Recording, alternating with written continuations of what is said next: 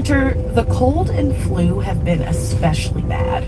And the culprits? Well, they're everywhere. Literally, the entire planet is just packed with viruses that are infecting everything. And I mean literally everything, even other viruses. This week on Explain It to Me from Vox, those pesky microbes getting us sick and how they might also be helping us stay well. New episodes Sundays wherever you get your podcasts.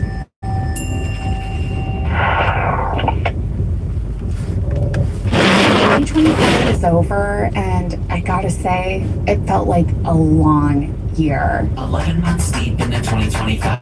Here's a look back, recap, deep dive. January, Carrie versus Audio Crew, quick TikTok ban, wildfires, bird flu.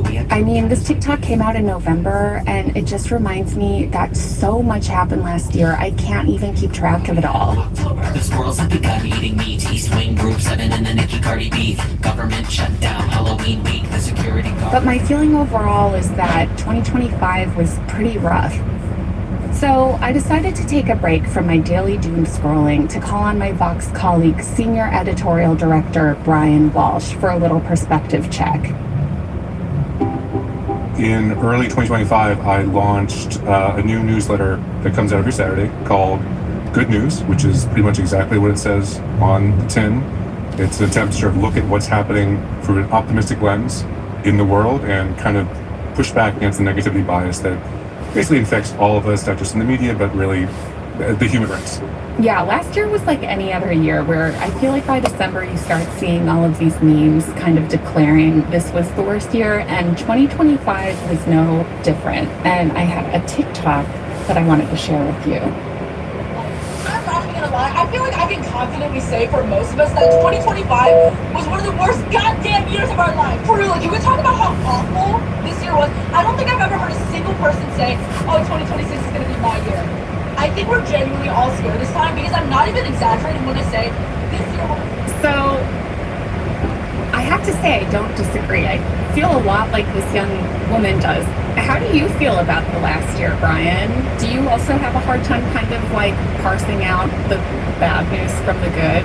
It's all about a matter of perspective, right? Yeah. It's all about what we choose to look at and how we sort of see it in comparison to the past, you know. And I'm not surprised that TikToks that say the year is the worst year ever are the ones that are going to get views and things, because that is kind of the way our media works. It's the way our media has always worked. That's not new with social media, but it's probably particularly intense with social media.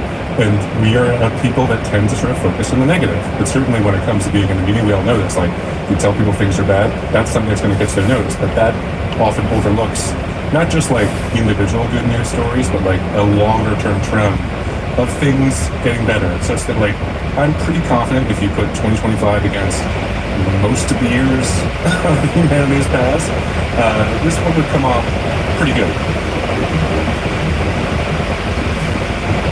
This is Unexplainable. I'm Joanna Solikoff, and this is the second edition of our Good News segment. Can Brian convince me that things may not be as totally terrible as they seem?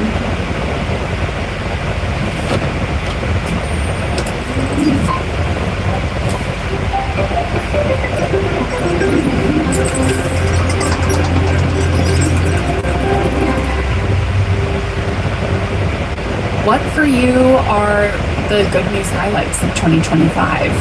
One of my favorite stories involves a 6-month-old baby who, in February, became the first person to receive a CRISPR therapy, that's the gene editing therapy.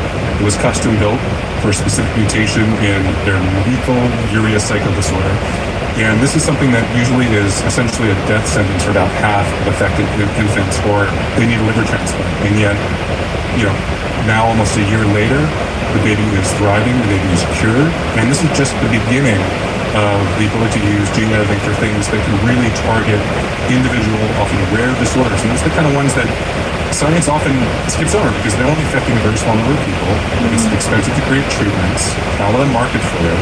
But gene editing, which is something we've been hearing about over the last decade, now we're finally getting to the point where we can get ultra-personalized therapies that will really change the lives and save the lives of kids and people and adults who otherwise really would have nothing. So if I look at that and be like, that's amazing. You know, like, here's a huge scientific advancement that now is actually paying off to save people's lives, to make people better off. And it starts with this, frankly, cute little 6-month-old. Did this happen in the U.S.?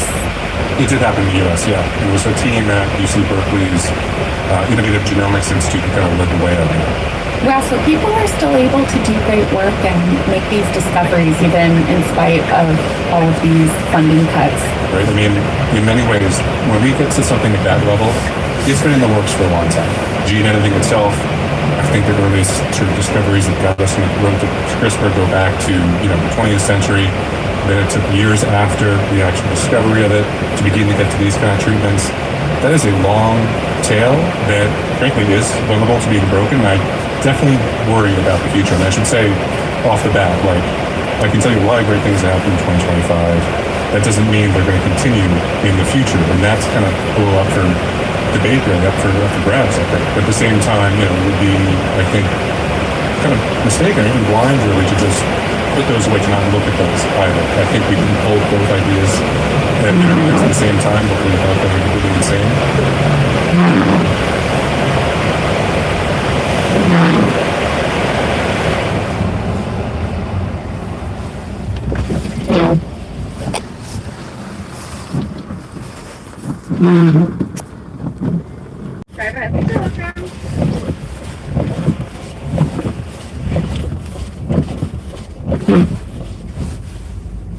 Insane, and see that both things are possible. Both things are true.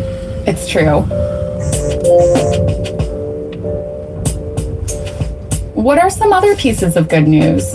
I think perhaps the biggest piece of good news, I think, from this year is the fact that we saw kind of across the board what I say is like all the everything bad trends actually turning around and beginning to bend towards a more positive, that we could be the US on the track for one of the steepest one-year national homicide declines ever, pushing the murder rate down toward levels that haven't been seen since like the 1960s.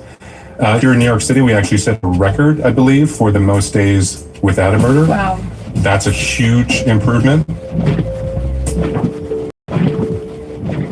And yes, we were saying there's still crime. We see it on the news. There's sadly still mass shootings, mass killings. But what we're seeing is a lot of that has declined. And, in the same way that I think we always see that's bad, those things are rising up, we should also recognize that we can make change, we can have success against some of these trends, and we're actually seeing that.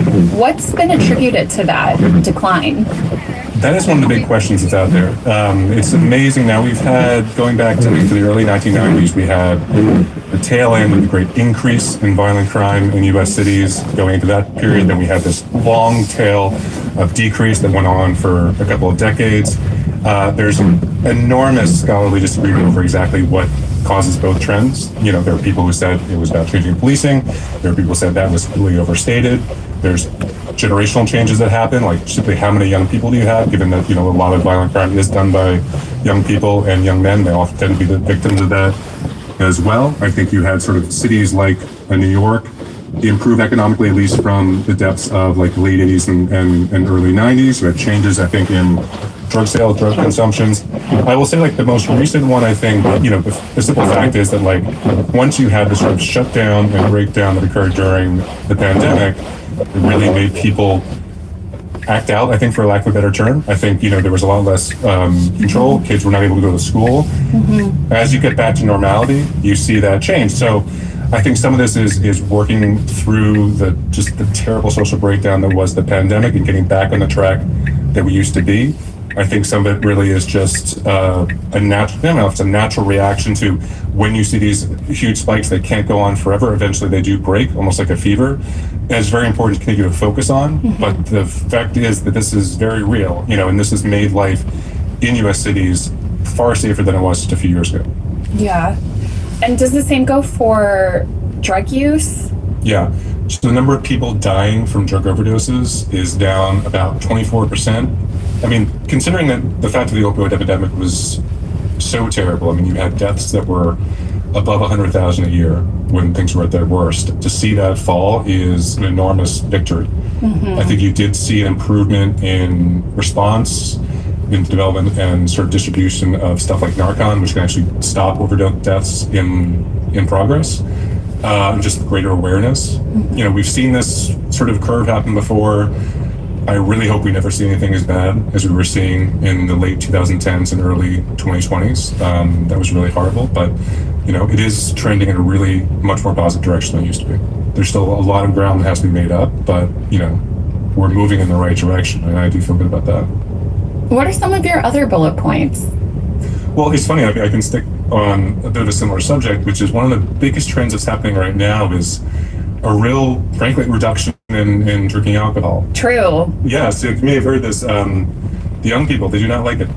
Not at all. Something like among 12th graders I saw in a study when I was writing about it a few months ago, reported alcohol use fell from like 75% in 1997. Only 54% of Americans now say they actually drink alcohol, which is the lowest share since like 1939.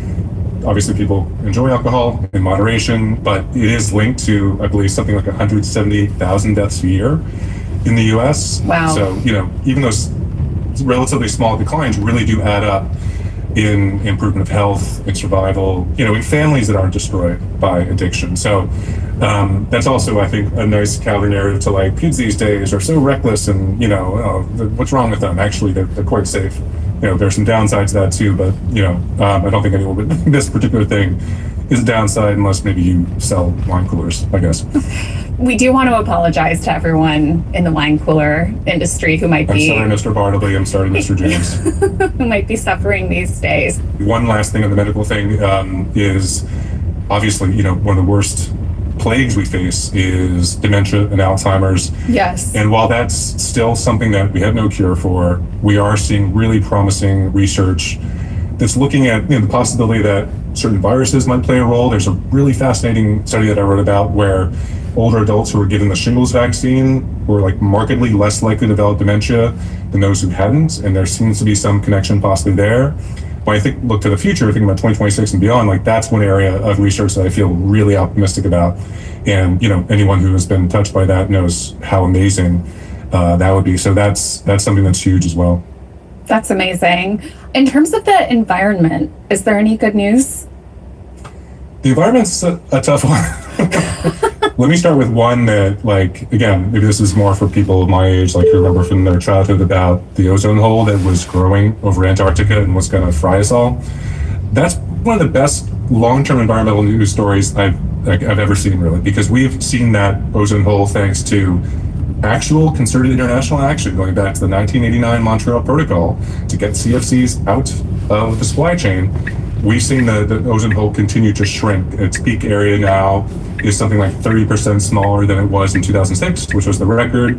It's closing weeks earlier than usual. I mean, that, you know, another area that's really great is renewable power. No matter what the Trump administration has tried to do, global renewable power capacity just keeps growing and growing and growing. Something like 4,600 gigawatts between 2025 and 2030. That's what we're expecting.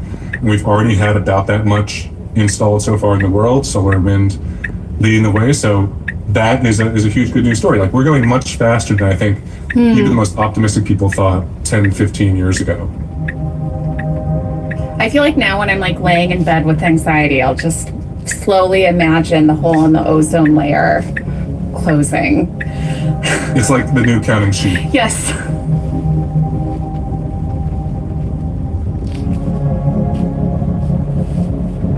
There is certain times for me where I am just like so hooked into the news cycle. You read one thing that upsets you and you keep reading, and it kind of can turn into this like negativity loop for me. And I know for a lot of people, I'm curious how you are able to manage the input of so much information, and if that's ever a challenge for you when it's your job to be immersed in these headlines all of the time. Yeah, you know, it's this new job, this part of the new job, this good news thing actually helps with that, because it actually forces me to go out and look for good things, which otherwise would not be coming to me. So I think that's part of it. Honestly, a big other part of it is, you know, the ability to step back as well. I mean, that comes from like years of being a journalist where, you know, one thing is like you begin to get a longer sweep of time and you realize what seems like a huge story now will not necessarily be a huge story in a year's time, will not even be remembered in 5 years' time. Yeah. Weirdly, like the single biggest factor though is understanding how bad things used to be. Like tens of thousands of people are still being murdered. Tens of thousands of people are still dying of drug overdoses, but it is better than it used to be.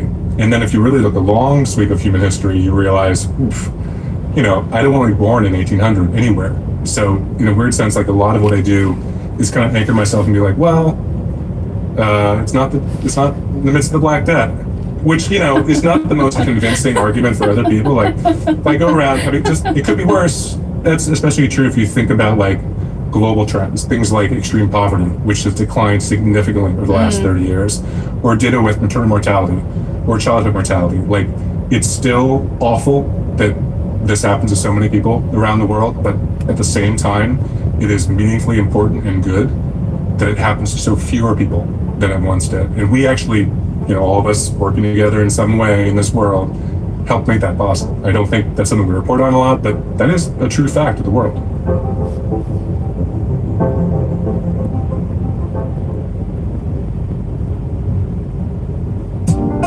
Support for this show comes from Shopify. The start of the new year can be filled with hope, joy, and opportunity. 2026 might be the year that you finally change your sleep schedule to 1 month on, 1 month off.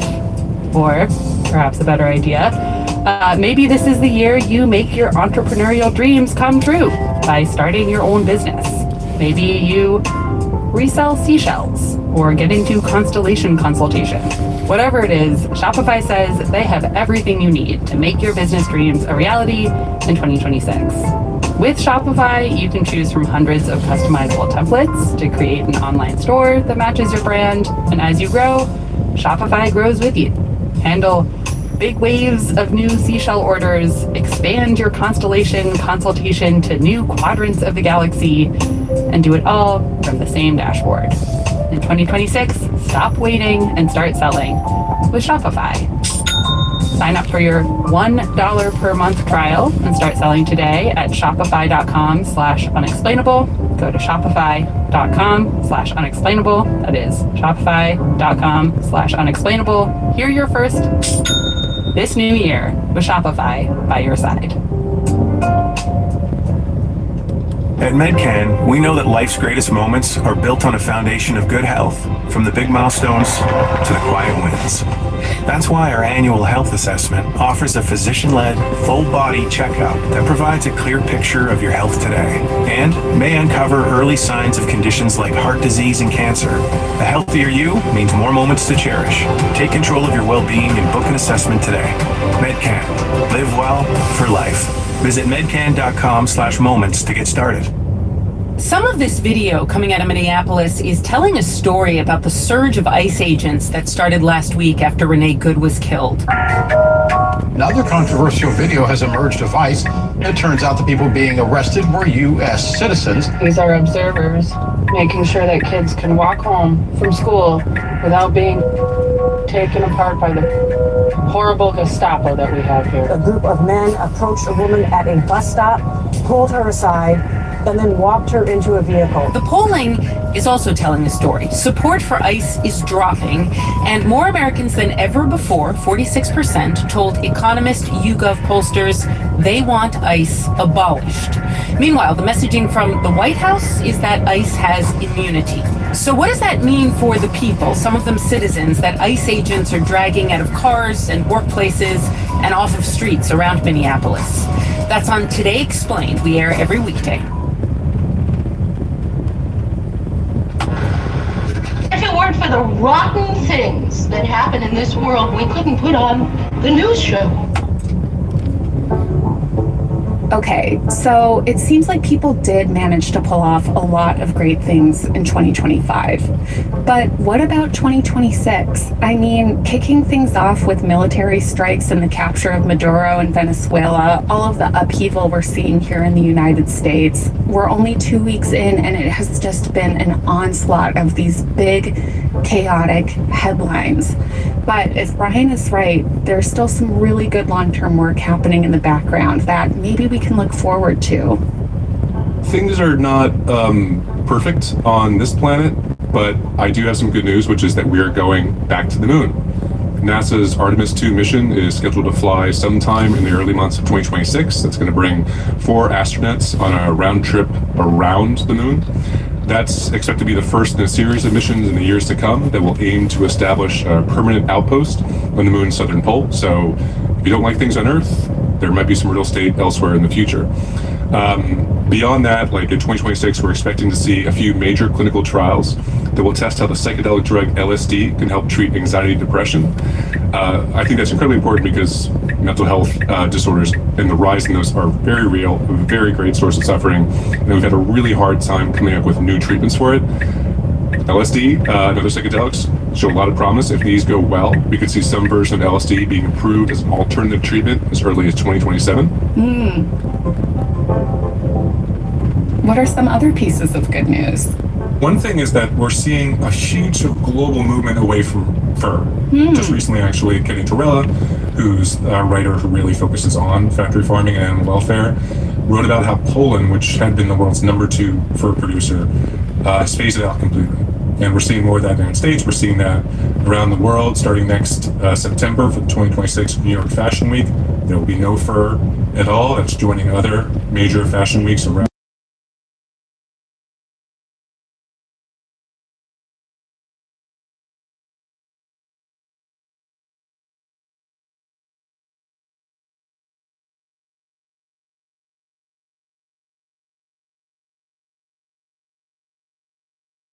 The welfare of the hundreds of millions, billions of hens that lay eggs for all